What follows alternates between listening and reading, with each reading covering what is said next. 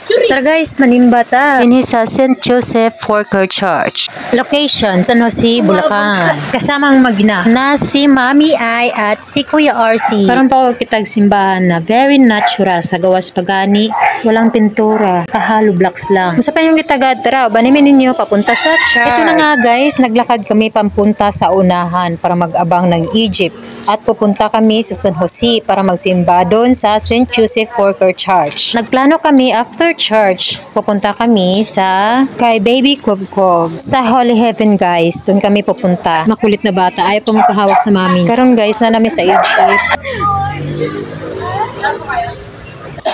Ito na pala yung ticket namin guys. Kami lang dalawa ni Mami Ai, si RC wala. Free kasi guys pag bata guys. Habang nasa Egypt tayo guys, behave muna tayo saglit. Ayun na nga guys, pababa na kami. Ayan, papunta kami sa church.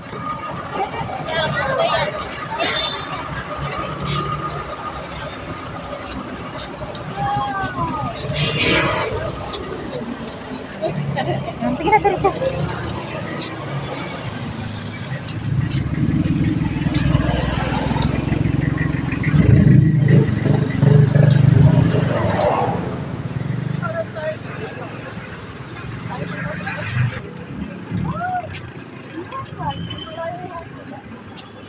Ayan guys, may rambutan pa dito guys, may mga prutas, yan. Hindi talaga may iwasan pag sa labas ng simbahan may mga vendors nagbibenta. Ayan na nga guys, andito na tayo sa church. At dahil maaga tayo pumunta dito, mga 8 o'clock pa lang, andito na kami. Unti pa lang kami at maya marami na yan guys. Mga 9 o'clock ang start ng misa guys. Before tayo papasok sa loob guys, isulat na natin yung pangalan ni Jacob or Kubkob para matawag siya ng pare or yung assistant ng pare. Magpamisa po si Mami Ai at si Kuya RC para kay Kuya Kubkob. I mean kay Baby Kubkob. Kaya na guys, papasok na tayo sa loob. Magdagkot sa ta guys ha. Kauban sila Mami Ai at saka si Kuya RC. Diri dapit guys. Kani ilang mga kanila diri guys. Nanay mga meaning guys. Kanang puti, kanang pula, kanang yellow. Kanang tanang kulay diha guys. Nanay meaning. Manang ikaw na bahala magpili kung unsa mong gusto nga color na imong kuhaon na kandila. Karon guys, maadto namin sa lingkuranan. Manglingkod naming tulo.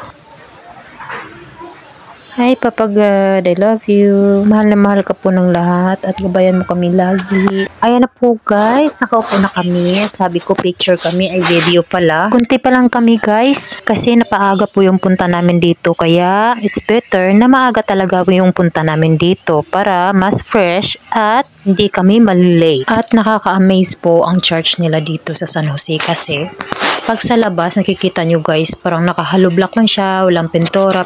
Pagdating dito sa loob, ang ganda ng view. Ayun guys, nagsimula na po yung misa kaya tayo manahimik muna. Ikaw ang inulit, inihayat kayo ng aking mga nasa langit.